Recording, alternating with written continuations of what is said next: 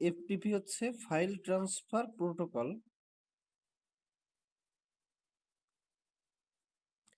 আর HTTP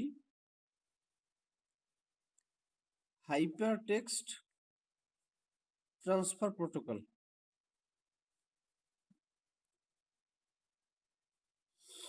আচ্ছা, এই ব্যাপারটা হচ্ছে প্রত্যেকটা জিনিসের কিছু নিয়ম নীতি দ্বারা চলাচল করা লাগবে। যেমন আমরা মানুষজন যদি সমাজে যদি বসবাস করতে চাই, আমাদের কিছু আইন কানুনের মধ্যে থেকে আমাদের চলাফেরা করা লাগে আমাদের নিজেদের ভালোর জন্য। তেমনি ভাবে হচ্ছে যখন কোনো জায়গায় ডাটা ট্রান্সমিশন ঘটে, যেমন তুমি শেয়ার ইট দিয়ে এক জায়গা থেকে অন্য জায়গায় হচ্ছে তুমি ফাইল ট্রান্সফার করতেছো, তুমি হচ্ছে শেয়ার ইট দিয়ে ফাইল ট্রান্সফার করতেছো। ওই সময় তুমি চিন্তা করে দেখো, এখন এই ফাইল যখন তুমি শেয়ার ইট দিয়ে ট্রান্সফার করতেছো, তখন কিন্তু সে কিছু নিয়ম নীতি মেনে তারপর হচ্ছে ডাটা ট্রান্সমিট করতেছে। সেই নিয়ম নীতিটা হচ্ছে ফাইল ট্রান্সফার প্রোটোকল। প্রোটোকল কথা মানে হচ্ছে নিয়ম নীতি। আর তুমি যখন কোনো ওয়েব ব্রাউজারে গিয়ে একটা ঠিকানা লাগতেছো, ধরো তুমি ধরো তুমি ক্রোমে গিয়া লেখলা যে www.facebook.com। ওই গুগল ক্রোম তোমাকে কি করলো, গুগল ক্রোম তোমাকে facebook.com এর যে ঠিকানা আছে সেই ঠিকানায় গিয়ে ওখান থেকে সকল তথ্যগুলো এনে তোমাকে দেখাইতেছে। তো এইখানে আসলে কি, এই এইচটিএমএল ফাইলে না সে দেখাইতেছে HTML hyper text markup language.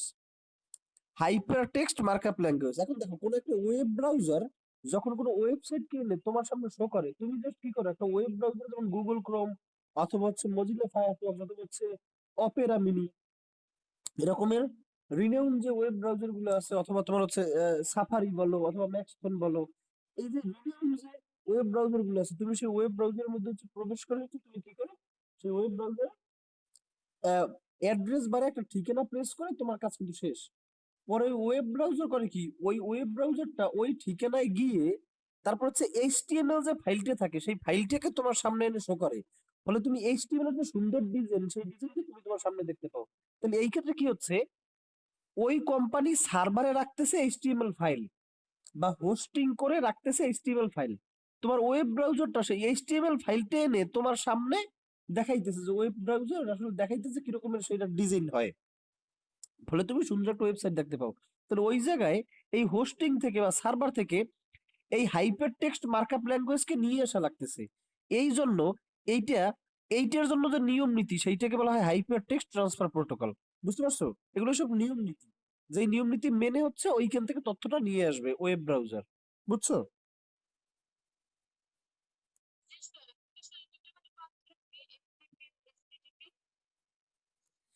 একটা ফাইল ট্রান্সফারের সময় কাজে লাগে, আর একটা এইচটিএমএল ফাইল ট্রান্সফারের সময় কাজে লাগে।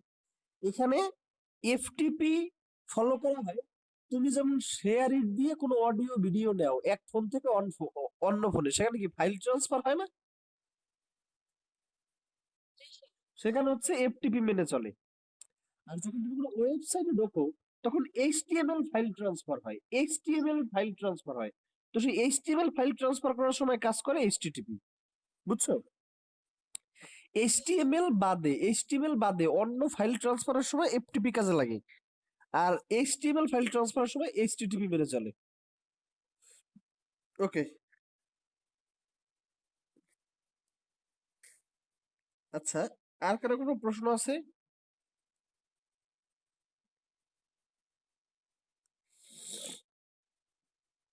আর কারো কোনো প্রশ্ন আছে? প্রশ্ন নাই? ওকে, হ্যাঁ বলো।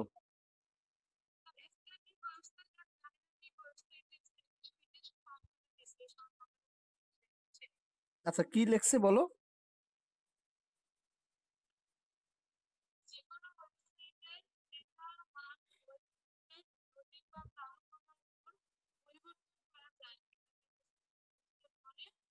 হ্যাঁ,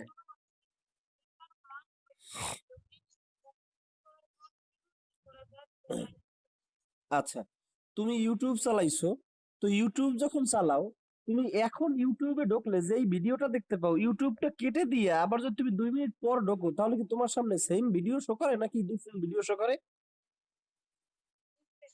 তাহলে এই ক্ষেত্রে কি হয়েছে, তোমার ওয়েব ব্রাউজার তুমি যতবার লোড দিচ্ছ তোমার সামনে নতুন নতুন জিনিস দেখাচ্ছে নাকি একই জিনিস দেখাচ্ছে বারবার? স্ট্যাটিক মানে কি? স্ট্যাটিক মানে হচ্ছে থেমে থাকা, আর ডাইনামিক মানে হচ্ছে চলমান। তো দেখো কিছু কিছু ওয়েবসাইট আছে যাতে তুমি সারা জীবন ঢুকলে একই রকম দেখাবে। এইরকম ওয়েবসাইটে তুমি হচ্ছে ঢুকছো কিনা আমি জানি না। আমরা সাধারণত এরকম স্ট্যাটিক ওয়েবসাইট হচ্ছে একটা ডিজাইনের ওয়েবসাইট, যেমন হচ্ছে কোনো পোর্টফোলিও ওয়েবসাইটে তুমি যদি ঢোকো, যদি পোর্টফোলিও ওয়েবসাইট তোমরা ঢোকো না, পোর্টফোলিও ওয়েবসাইট হচ্ছে গিয়া আমি কি কি কাজ করছি সেই কাজের একটা নমুনা দেখানোর জন্য আমরা কিন্তু পোর্টফোলিও ওয়েবসাইট তৈরি করে থাকি। তো পোর্টফোলিও ওয়েবসাইটে দেখো আমি কোনো কাজ করছি সেই কাজগুলোর আমি পোর্টফোলিও ওয়েবসাইটে দিয়ে রাখতেছি, যাতে কেউ আমার সম্পর্কে জানতে চাইলে ওইখানে এসে জানতে পারে যে এই ছেলেটা এই এই কাজগুলো করছে, এই প্রজেক্টগুলো সে করছে।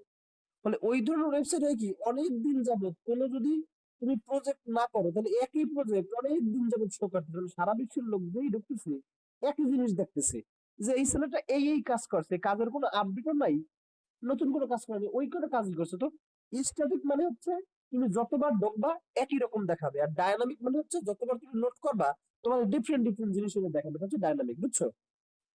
চলমান, সেম জিনিস না, বুঝতে পারছো? আচ্ছা, আর কি কারো কোনো প্রশ্ন আছে? কারো কোনো প্রশ্ন থাকলে করে নিতে পারো। 4 অধ্যায় আমাদের মোটামুটি অফিসিয়ালি শেষ। এখন শুধুমাত্র এটার এমসিকিউ বাকি আছে আর সিকিউ বাকি আছে, সেটাও কিন্তু আমাদের শেষ হলো। তাহলে আহ, দেখো আজকের হোমওয়ার্ক, আগেই হোমওয়ার্কটা দিয়ে নেই। 4th চ্যাপ্টার এমসিকিউ 1 থেকে 80, এর ভেতরে যার যেটা সমস্যা হবে সেটা আমাকে বলবে, আমি তোমাদেরকে সলভ করে দেবো। এখন আমরা যদি একটু বইয়ের মধ্যে যদি আমরা চলে আসি, আমাদের যে আহ,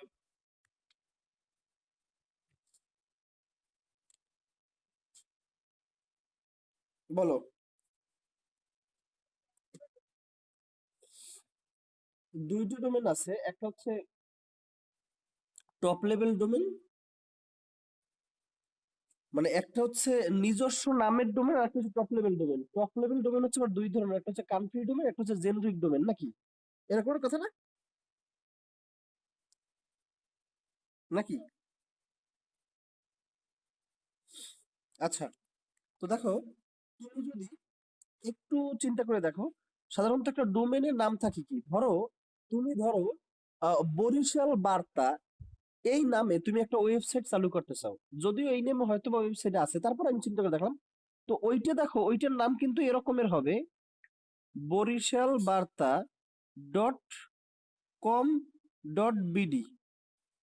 অথবা তুমি যদি বাংলাদেশ টেকনিক্যাল এডুকেশন বোর্ড, মানে বাংলাদেশ কারিগরি শিক্ষা board, BTEB, Bangladesh technical education board, BTEB, এর ওয়েবসাইট হয়েছে bteb.gov.bd, তাহলে তুমি চিন্তা করে দেখো এই এই এই নামগুলোকেই তোমরা ডোমেন নেম বলি। তাহলে ডোমেন নেমের কয়টা অংশ? ডোমেন নেমের দুইটা অংশ, একটা অংশে থাকে নিজের নাম, যেমন বিটিইবি, বরিশাল বার্তা, এই একটাই থাকে নিজস্ব নাম, আর একটাই থাকে তার top level domain. Top level ডোমেনটা কি?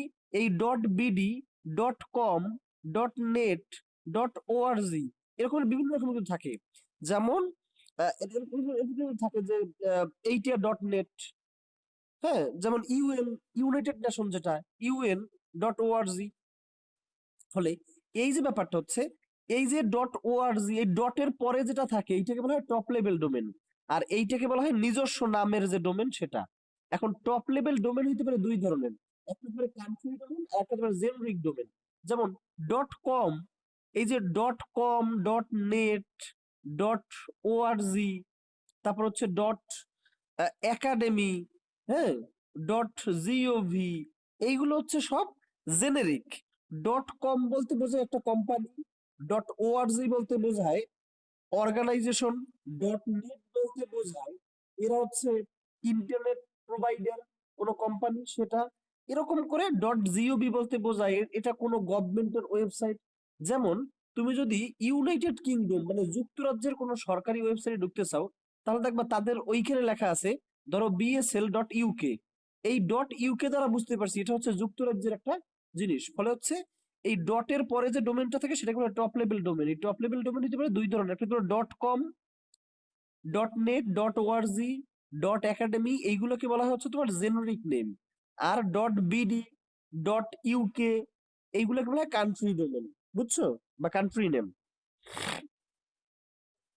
আচ্ছা,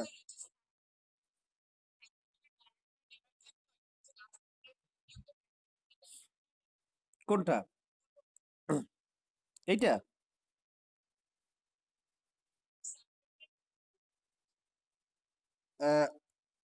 সাবডোমেন বলতে তো আসলে আহ, তুমি টোটাল লাইন টেক্সট আমাকে বলো, তাহলে আমি তোমাকে বুঝিয়ে দিতে পারবো। হ্যাঁ। আচ্ছা, আচ্ছা। এ- এটার ব্যাপারটা হচ্ছে কি, আচ্ছা তুমি যখন ফেসবুকের যখন তোমার প্রোফাইলে ঢোকো, তখন ঠিকানাটা খেয়াল করছো উপরে, তখন কিন্তু এরকমের থাকে www.facebook.com/প্রোফাইল, এরকমের থাকে না লেখাটা? দেখছো? তুমি কিন্তু ঢোকো www.facebook.com, তারপর তুমি যখন প্রোফাইলে ক্লিক করো, তখন তো ঠিকানাটা চেঞ্জ করে স্ল্যাশ প্রোফাইল হয়ে যায়। ওই প্রোফাইলের মধ্যে তুমি কোনো একটা পোস্টের মধ্যে যদি ঢোকো, তাহলে স্ল্যাশ দিয়া ওই পোস্টের একটা নাম চলে আসে, AFGD FC32159D, এরকম একটা হিজিবিজি একটা অংশ এর সামনে কিন্তু আবার যুক্ত হয়ে যায়। তাহলে তুমি খেয়াল করে দেখো, প্রথমে হচ্ছে এইটা হচ্ছে ডোমেন নেম, এইটা হচ্ছে ডোমেন নেম, এইটা হচ্ছে সাবডোমেন। মানে তুমি কোনো একটা অপশনে ঢুকলে সেটি হচ্ছে সাবডোমেন। এরপরে তুমি নির্দিষ্ট কোনো পোস্টে ঢুকলে সেটাকে বলা হয় ডিরেক্টরি। বুঝছো? নির্দিষ্ট কোনো পোস্টে ঢুকলে সেটা হচ্ছে ডিরেক্টরি, যে এই ডিরেক্টরিতে শপিং ডট আছে। আচ্ছা, তাহলে হচ্ছে আর কারো কোনো প্রশ্ন নাই, তাহলে আমরা 6 অধ্যায়ে চলে যাইতে পারি নাকি? ওকে। আচ্ছা, লাস্ট ক্লাসে আমরা দেখছি যে কেন ডাটাবেজ ইউজ হয়। কারণ অল্প কিছু তথ্যকে আমরা লেজারে লিখে রাখতে পারি, মানে খাতায় লিখে রাখতে পারি অল্প কিছু তথ্যকে। কিন্তু তথ্যের পরিমাণটা যখন 10 লাখ 20 লাখ হয়ে যায়, তখন খাতায় লেখা মানুষের পক্ষে সম্ভব হয় না। তখন আমরা কি করি, কোনো যন্ত্রের সহায়তা নেই, এবং সেই যন্ত্রের সহায়তা নিতে গিয়ে আমরা কি করি, কম্পিউটারে ডাটা রাখি। এখন কম্পিউটারে যদি তুমি তথ্য রাখো, সেই তথ্য তুমি ছাড়া পৃথিবীর কেউ পেতে পারে না। এই জন্য পৃথিবীর সবার জন্য উন্মুক্ত করে দেওয়ার জন্য সেই তথ্য আমরা হোস্টিং বা সার্ভারে রাখি।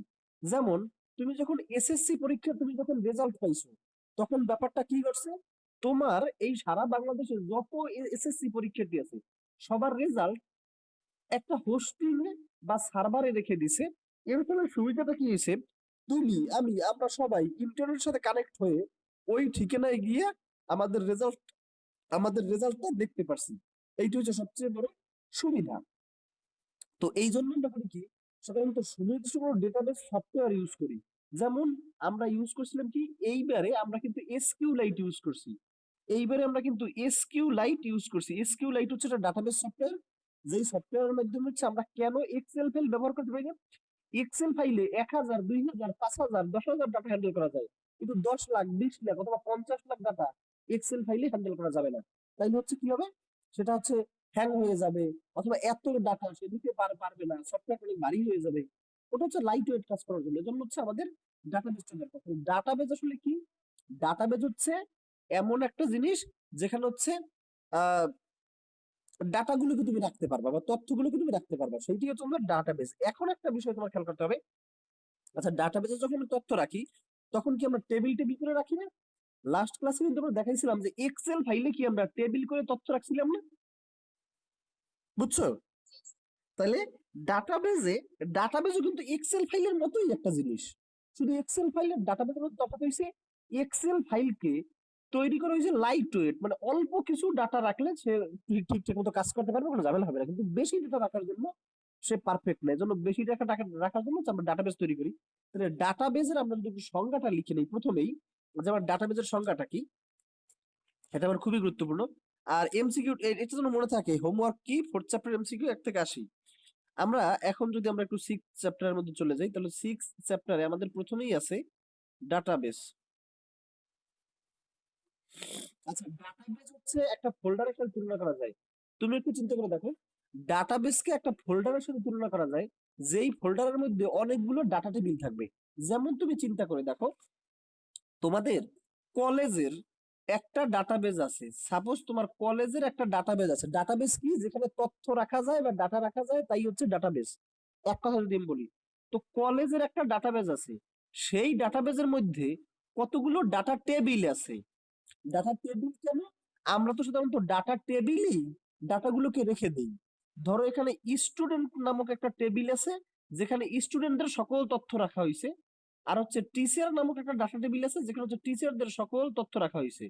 তাহলে দেখো, আমরা মূলত তথ্য রাখি ডাটা টেবিলে। সেই ডাটা টেবিলটা হচ্ছে কি অনেকটা ফাইলের মতো। তুমি চিন্তা করে দেখো, সেটা হচ্ছে কি, যে তুমি যখন কোনো ছবি তোলো মোবাইল ফোনে, সেই ছবি কিন্তু অটোমেটিক্যালি ইমেজ নামক একটা ফোল্ডারে গিয়ে সেভ হয়। তাহলে ইমেজ হচ্ছে একটা ফোল্ডারের নাম। আর তুমি এই মাত্র যে ছবিটা তুললা, সেই ছবিটা হচ্ছে একটা ফাইল। সেই ফাইলটা গিয়া ইমেজ নামক ফোল্ডারের মধ্যে স্থান লাভ করছে। তেমনি ভাবে ডাটাবেজ হচ্ছে একটা ফোল্ডার। যেমন ইমেজ নামক একটা ফোল্ডার, তার ভেতরে 100, 200, 500 ইমেজ আছে। তো ইমেজ গুলো হচ্ছে এক একটা ফাইল, জেপিজি ফাইল। কারণ ইমেজ গুলো কি ডট জেপিজি আকারে থাকে, ডট জেপিজি, ডট পিএনজি। তারপরে ইমেজ গুলো হচ্ছে এক একটা ফাইল। সেই ইমেজ গুলো গিয়ে কোথায় স্টোর করে থাকে? ইমেজ নামক একটা ফোল্ডারের মধ্যে ইমেজ গুলো গিয়ে থাকে। তাহলে সেই ফোল্ডারটাকে চিন্তা করতে পারি ডাটাবেজের সাথে। আর তার ভেতরে যে ফাইলগুলো থাকবে, সেই ফাইলগুলোকে বলা হয় আমার ডাটা টেবিল। মূলত আমরা সেই ডাটা টেবিলে তথ্য রাখি। সেই টেবিলগুলো থাকে ডাটাবেজের মধ্যে। তাহলে ডাটাবেজ বলতে আসলে কি বোঝায়? ডাটাবেজ বলতে বোঝায় অনেকগুলো ডাটা টেবিলের সমন্বিত রূপ হচ্ছে ডাটাবেজ। ডাটাবেজে আমরা তথ্য রাখি না, ডাটাবেজের মধ্যে আমরা ফাইল রাখি বা ডাটা টেবিল রাখি। সেই ডাটা টেবিলের মধ্যে আমরা আসলে তথ্য রাখি। তাহলে একটা ডাটাবেজে অনেকগুলো ডাটা টেবিল থাকতে পারে। আমি কি বুঝতে পারছি আমার কথাটাকে? আবার একটা টেবিলও থাকতে পারে। এটা তোমাদের ইচ্ছা, তুমি কোন ডাটাবেজে কতগুলো টেবিল রাখবা সেটা তোমার ব্যাপার। আমি কি বুঝতে পারছি আমার কথাটাকে? ক্লিয়ার? তাহলে ডাটাবেজ আসলে কি? ডাটাবেজ আসলে হচ্ছে এক বা একাধিক সম্পর্কযুক্ত ডাটা টেবিল। ডাটা টেবিলের আরেকটা নাম হচ্ছে কি? ফাইল। ডাটা টেবিলের আরেকটা নাম হচ্ছে ফাইল। এরকম এক বা একাধিক সম্পর্কযুক্ত কেন বলা হয়েছে? আচ্ছা, তুমি কলেজ নামক একটা ডাটাবেজ তৈরি করছো। সে কলেজ নামক ডাটাবেজের মধ্যে তুমি কলেজের স্টুডেন্টদের একটা ডাটা টেবিল রাখতে পারো, কলেজের টিচারদের একটা ডাটা টেবিল রাখতে পারো। কিন্তু তোমার ফ্যামিলি মেম্বারদের ডাটা টেবিল কি তুমি কলেজের ডাটাবেজে ঢুকাবা? বুঝতে পারছো? কারণ কি, তোমার ফ্যামিলির সাথে কলেজের ডাটার কোনো সম্পর্ক নাই। তোমার ফ্যামিলির ডাটা তোমার পার্সোনাল ইস্যু, আর কলেজের ডাটা পাবলিক ইস্যু। তাহলে দুইটা কিন্তু সম্পূর্ণ ভিন্ন, কারোর সাথে কোনো সম্পর্ক নাই। তখন তুমি কি করবা? ফ্যামিলি নামক একটা ডাটাবেস তৈরি করে সেই ডাটাবেসের মধ্যে তুমি একটা ডাটা টেবিল রাখবা, যাতে তোমার ফ্যামিলি মেম্বার না থাকে। ফলে হচ্ছে তুমি, সাধারণত আমরা করি কি, একটা ডাটাবেসে ওর সাথে সম্পর্কযুক্ত যারা যারা আছে, যেমন কলেজ নামক একটা ডাটাবেস আছে, সেই ডাটাবেসের সাথে সম্পর্কযুক্ত আছে কারা? স্টুডেন্টরা কলেজের সাথে সম্পর্কযুক্ত, টিচাররা কলেজের সাথে সম্পর্কযুক্ত।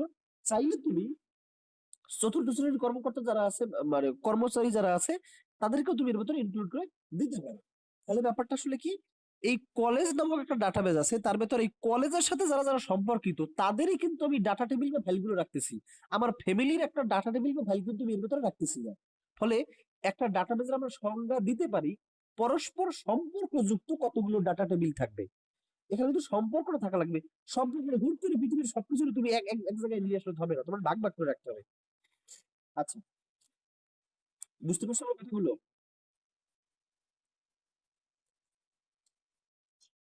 আচ্ছা, তাহলে হচ্ছে আমরা ডাটাবেজের সংজ্ঞাটা আমরা একটু লিখে ফেলাই আপনি।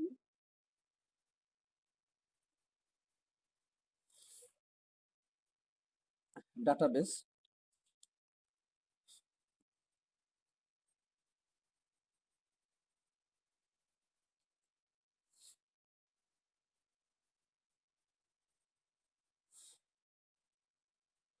পরস্পর সম্পর্কযুক্ত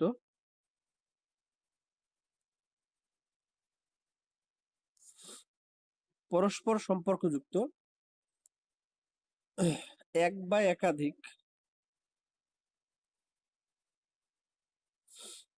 ডেটা টেবিলের বা ডেটা টেবিলের আরেকটা নাম হচ্ছে কি, ডেটা টেবিলের আরেকটা নাম হচ্ছে ফাইল। ডেটা টেবিলের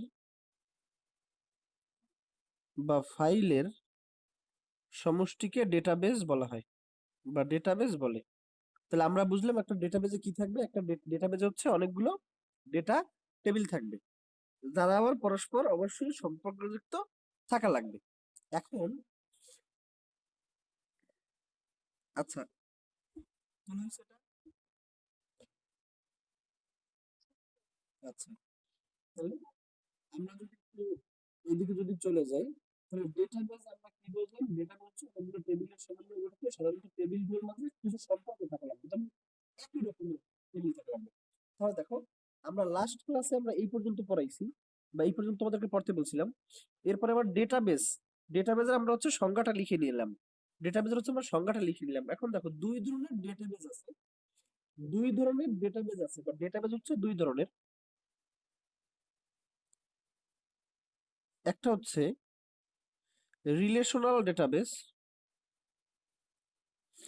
একটা হচ্ছে রিলেশনাল ডেটাবেস, আর একটা হচ্ছে কি no SQL database. No SQL, একটা হচ্ছে রিলেশনাল আর একটা হচ্ছে নো এসকিউএল। রিলেশনাল মানে হচ্ছে পরস্পর সম্পর্কযুক্ত বা পরস্পর সম্পর্ক থাকবে, আর নো এসকিউএল মানে হচ্ছে কোনো সম্পর্ক থাকবে না। যে মানে রিলেশনাল মানে হচ্ছে দুইটা ডাটা টেবিলের মাঝে একটা ডাটা টেবিল অন্য টেবিলের উপর নির্ভর করবে, এমন ডাটা টেবিল নিয়ে যেই ডাটাবেস গঠিত হয় তাকে বলে রিলেশনাল ডাটাবেস। আর নোএসকিউএল হচ্ছে যেটার টেবিল গুলো সব ইন্ডিপেন্ডেন্ট, কোনো টেবিল কারো উপরে নির্ভরশীল নয়। আমরা একটু ধীরে ধীরে জানতে পারবো। আর একটু যদি আমরা ডিপে যাই, তাহলে দেখো, ডাটাবেস হচ্ছে দুই ধরনের, একটা হচ্ছে রিলেশনাল ডাটাবেস, একটা হচ্ছে নোএসকিউএল ডাটাবেস। তো রিলেশনাল ডাটাবেসের কিছু উদাহরণ হচ্ছে, রিলেশনাল ডাটাবেসের কিছু আহ, উদাহরণ হচ্ছে মাইএসকিউএল, এসকিউলাইট, তারপর হচ্ছে ওরাকল, তারপর হচ্ছে মাইক্রোসফট অ্যাক্সেস।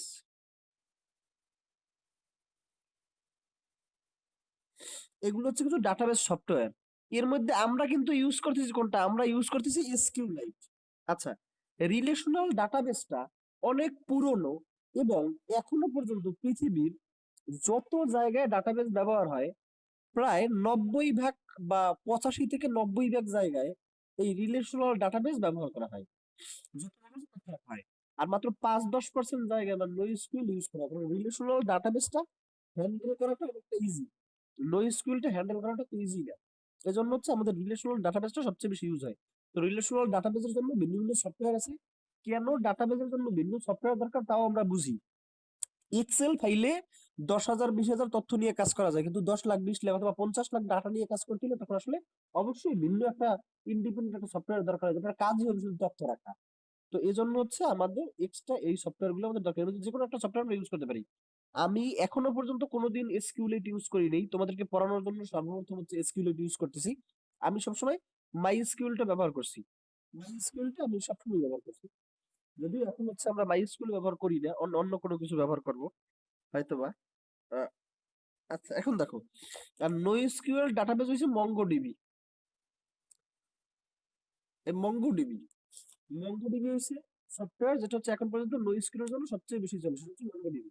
পাইথনে এটার কাজ করা হয়, পাইথনের সাথে একত্রিত করে, তো ব্যাকএন্ডে। এখন ব্যাপারটা হচ্ছে কি, তাহলে এই যে আমরা এসকিউএলআইট ব্যবহার করবো, এর পূর্বে আমরা মাইস্কুল সবগুলো হচ্ছে সফটওয়্যার হচ্ছে রিলেশনাল ডাটাবেস। তাহলে রিলেশনাল ডাটাবেস হচ্ছে কি, যেই ডাটাবেজে ডাটা টেবিল গুলোর মাঝে কোনো সুনির্দিষ্ট সম্পর্ক থাকে সেটা হচ্ছে আমাদের রিলেশনাল ডাটাবেস। আর যেটা হচ্ছে কোনো সুনির্দিষ্ট সম্পর্ক থাকে না সেটাকে বলি আমরা নো এসকিউএল ডাটাবেস। আচ্ছা,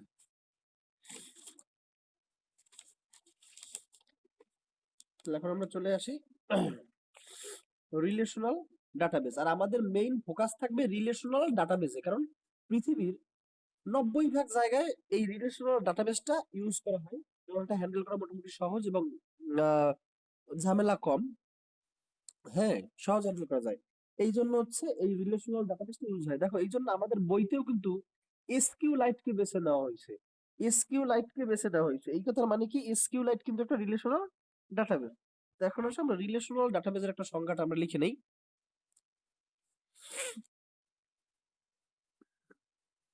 রিলেশনাল ডাটাবেস,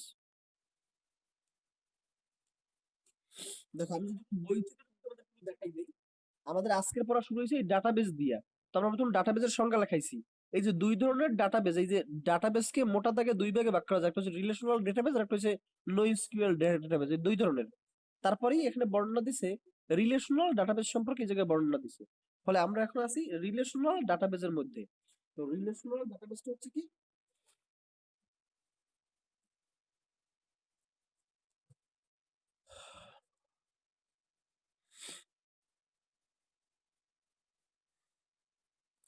যে ডেটাবেজে, বলো। ও আচ্ছা, যে ডেটাবেজে ডেটা টেবিলগুলোর মাঝে, যে ডেটাবেজে ডেটা টেবিলগুলোর মাঝে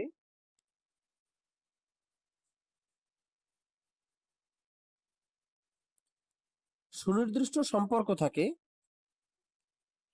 আমি এটা বুঝাবো, একটু আগে লিখে নাও, হ্যাঁ।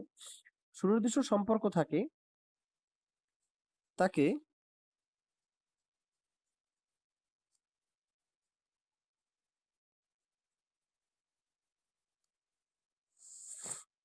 রিলেশনাল ডেটাবেস বলে। আচ্ছা, যে ডেটাবেজে ডেটা টেবিলগুলোর মাঝে সুনির্দিষ্ট সম্পর্ক থাকে তাকে রিলেশনাল ডেটাবেস বলে। আমি একটা রিলেশনাল ডেটাবেজের এখনই তোমাকে উদাহরণ দিয়ে বোঝাবো, তোমার একটা তোলা হিসেবে সেটা বলো। আচ্ছা, যদি তোলা যদি হয়ে থাকে, তাহলে হচ্ছে তুমি একটু চিন্তা করে দেখো, ধরো তোমার কলেজে দুইটা ডাটা টেবিল আছে, দুইটা ডাটা টেবিলকে,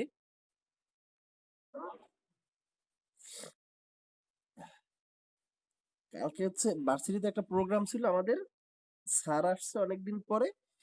তো ওই রাজহাঁস পার্টি আর কি, সেই রাজহাঁস পার্টি শেষ হয়েছে রাত্র 5টার সময়। তো 5টার সময় শেষ হওয়ার পরে আমরা বাসায় আসতে আসতে আসতে 6টা। তো 6টার পরে ঘুমাইতে ঘুমাইতে 6:30, মানে সারা রাত্রে ঘুম নেই। 6:30 থেকে ঘুম থেকে উঠছি কয়টায়, 9:30 10:30, তার মানে ঘুমাইছি মাত্র 3 ঘন্টা, 3.5 ঘন্টা। এই জন্য মনে করো যে ঠান্ডায়, ওই তো মানে ভোর হয়ে গেছে আর কি। কি ঠান্ডা, সেই ঠান্ডার মধ্যে বরিশাল ভার্সিটির মাঠের মধ্যে বসে আছে, আমরা রান্না বান্না করছি। চিন্তা করে দেখো, ঠান্ডায় জমে যাচ্ছে এদিকে। এখন স্যার আসছে, এখন কি করবো অনেকদিন পরে। স্যার বলছে যে, দেখো একটা পার্টি পুর্টি করতে পারো কিনা, আমরা, যদিও অনেক মজা হয়েছে। স্যার এখনো বিয়ে করে নাই, সেটা নিয়ে স্যারকে খুব পচানো হইলো। যে স্যার আপনার দাওয়াত তো এখনো পাইলাম না, এগুলো নিয়ে সুযোগ পেয়েছে, পচানো শুরু করে দিয়েছে। আচ্ছা, আমরা এখন পড়াশোনার মধ্যে আসি, আর পচানি খেয়ে আমার কাজ নাই। একদিন শুধুমাত্র, এবার যারা টেনে পড়ে, ঈদের দিন শুধু বলছিলেন গ্রুপে কোনো বাউন্টি নেই, যার যেরকম ইচ্ছে সেরকম মেসেজ করতে পারে। সবাই মিলে যে আমাকে কি পচানোটা শুরু করছে, এতগুলো লোকের সাথে কি একলা মানুষ পারা যায়? কতক্ষণ চেষ্টা করে ভাব খারাপ দেখে বের হয়ে চলে গেছি।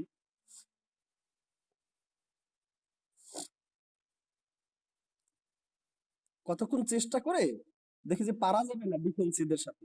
80-90টি স্টুডেন্ট সবাই মিলে আমাকে বসাই দিছে, আমি কি করবো? পরে বের হয়ে গেছি, পরে এসে দেখি মেসেজ দিল, মানে তারাই এবার মেসেজ দিলে, স্যার না পারি কি পলাইলো নাকি? তাহলে এখানেও তোমরা সবাই স্টুডেন্ট, যে আবার আবার একটা, আচ্ছা, শেষে পচানি খাবো আবার, এজন্য এখন আমরা পড়াশোনার মধ্যে যাওয়াই উত্তম, হ্যাঁ। আচ্ছা, ধরো স্টুডেন্ট নামক একটা টেবিল আছে, ডাটা টেবিল। আমরা একটু রিলেশনাল ডাটাবেসটা বুঝাইতেছি। দেখো, স্টুডেন্ট নামক একটা ডাটা টেবিল আছে, যেইখানে প্রত্যেকটা স্টুডেন্টের রোল আছে, নেম আছে, আর হচ্ছে আমাদের কন্টাক্ট আছে।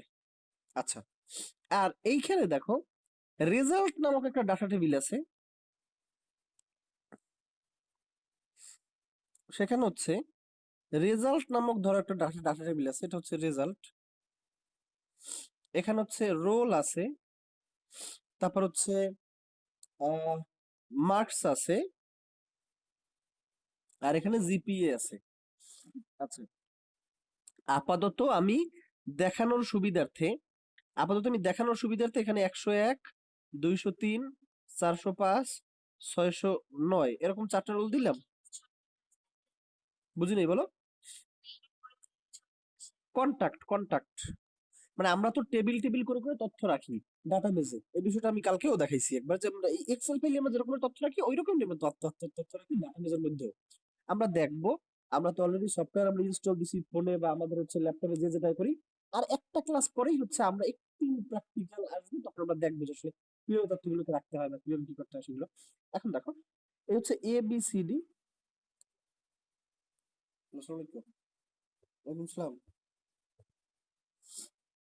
ওকে, কমন সেন্সের অভাব স্টুডেন্টদের। ফোন দিলাম, কেটে দিলাম, আবার ফোন দিলাম, বোঝা উচিত যে স্যার এখন ক্লাসে আছে। ওকে, দেখো স্টুডেন্ট আর হচ্ছে রেজাল্ট। এখন দেখো, এখানে তুমি নেম এবিসিডি ইচ্ছে মতো দিলে, জাস্ট আমি দেখানোর জন্য, হ্যাঁ 017, জাস্ট এটা দেখানোর জন্য যেখানে কিছু আছে আর কি। হ্যাঁ 018 সাপোজ এরকম। এখন তুমি চিন্তা করে দেখো, রেজাল্ট শিটে যদি কারো নাম উঠতে হয়, তার শর্ত কি? তাকে স্টুডেন্ট হইতে হবে নাকি? যে স্টুডেন্টই না তার তো রেজাল্ট প্রিপেয়ার করার কোনো মানেই হয় না। ফলে দেখো, স্টুডেন্ট টেবিলে রোল আছে আর রেজাল্ট টেবিলেও রোল আছে। এই রেজাল্ট টেবিল করবে কি? এই স্টুডেন্ট টেবিল থেকে রোলটাকে নেবে। রেজাল্ট টেবিল করবে কি? স্টুডেন্ট টেবিল থেকে রোলটাকে নেবে। যে স্টুডেন্ট টেবিলে যাদের যাদের রোল আছে এদের এদের রেজাল্ট তৈরি হবে, বাকিদের রেজাল্ট তৈরি করে কোনো কাজ নেই। কারণ একটা লোক যদি স্টুডেন্টই না হয়, একজন লোক যদি স্টুডেন্টই না হয়, তাহলে তার রেজাল্ট প্রিপেয়ার কেন করবে? ফলে দেখো, এই দুইটা ডাটা টেবিলের মাঝে একটা সম্পর্ক আছে। সেই সম্পর্কটা কি? সেই সম্পর্কটা হচ্ছে, যদি কেউ স্টুডেন্ট টেবিলে না থাকে, তার রেজাল্ট টেবিলে আসার কোনো ধরনের কোনো সম্ভাবনা নেই। কারণ যে স্টুডেন্ট না, তার রেজাল্ট কোনোদিনই আমি প্রিপেয়ার করবো না। ফলে এই স্টুডেন্ট টেবিলের উপরে রেজাল্ট টেবিল ডিপেন্ডেন্ট। কিভাবে ডিপেন্ডেন্ট? স্টুডেন্ট টেবিল থেকে সে রোল গুলোকে নিয়ে তারপরে সে এখানে হচ্ছে ডাটাবেজে, তার ডাটাবেজে তথ্য রাখবে। কারণ যে স্টুডেন্ট, সেই স্টুডেন্ট টেবিলে আছে, আর তারই হচ্ছে একটা রোল আছে, আর যার রোল আছে সেই স্টুডেন্ট, ফলে তার রেজাল্ট তৈরি করা যায়। ফলে দেখো, এই রেজাল্ট টেবিল করবে কি? স্টুডেন্ট টেবিলের কাছে চাইবে যে ভাই, কে কে তোমার রোল গুলো আছে, রোল গুলো আমাকে দাও, আমি তার তার রেজাল্ট তৈরি করব। আর বাকি কেউ যদি আমার সামনে আসে, তার রেজাল্ট আমি তৈরি করবো না। ফলে দেখো, এইখানে রোল নামক একটা কলাম দিয়া, রো নামক একটা কলামের মাধ্যমে, এই কলাম এই কলাম, এই কলামের মাধ্যমে এই দুইটা টেবিল কিন্তু পরস্পর সম্পর্ক যুক্ত হলো, বা পরস্পরের মাঝে একটা রিলেশন বা সম্পর্ক তৈরি হলো। তাহলে আমি কি বুঝতে পারছি যে আসলে দুইটা ডাটা টেবিলের মাঝে কিভাবে রিলেশন তৈরি হয়, বা কিভাবে তার রিলেশনাল ডাটাবেস তৈরি হয়? কারণ তাদের মাঝে একটা কমন ফিল্ড থাকতে হবে। দেখো, এইখানে রোলের উপরে এই রোল ডিপেন্ডেন্ট। এখানে যার যার রোল যাবে, সে তার তার এইখানে রেজাল্ট তৈরি করলে বাকিদেরটা করবে।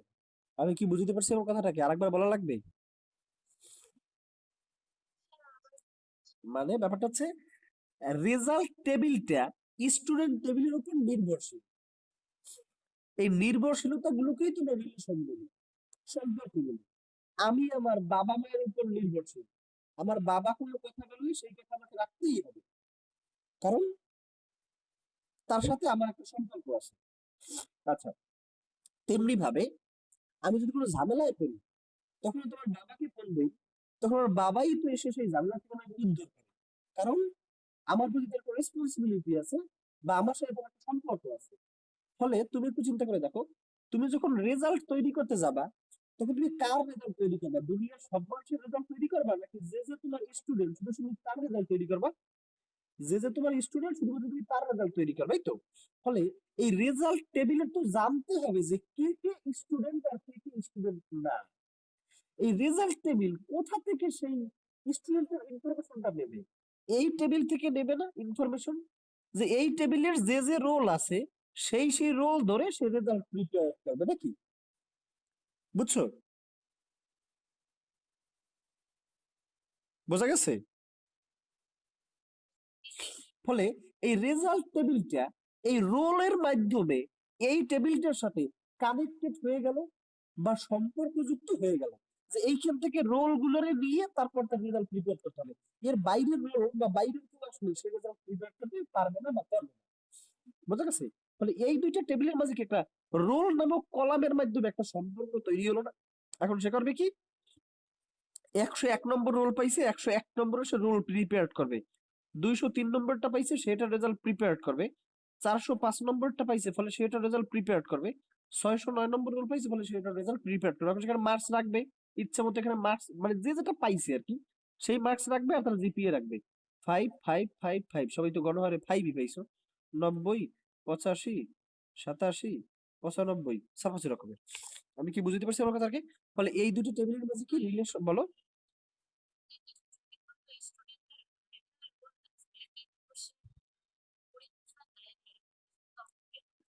তখন তার রেজাল্টে ফেল তো লেখা লাগবে নাকি?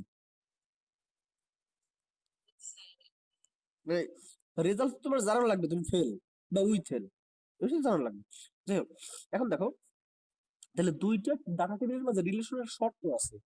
তাহলে দেখো, ডাটাবেজ রিলেশনের শর্ত, এটা বইতে দেওয়া নাই, সো তুলে নাও। এটা চলে আসে পরীক্ষায় 2 মার্কসে। ডাটাবেজ রিলেশনের শর্ত হলো 3টা। 1 নম্বর হচ্ছে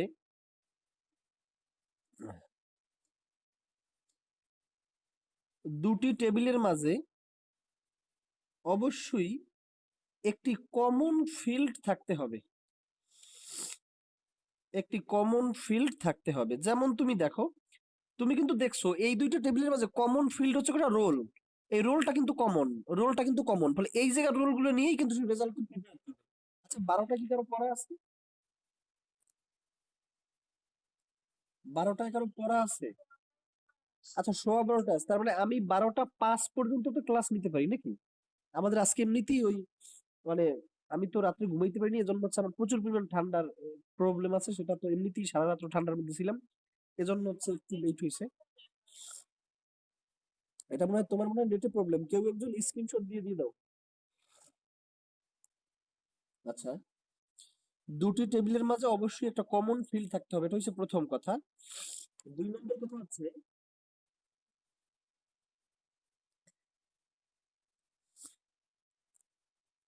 দুটি টেবিলের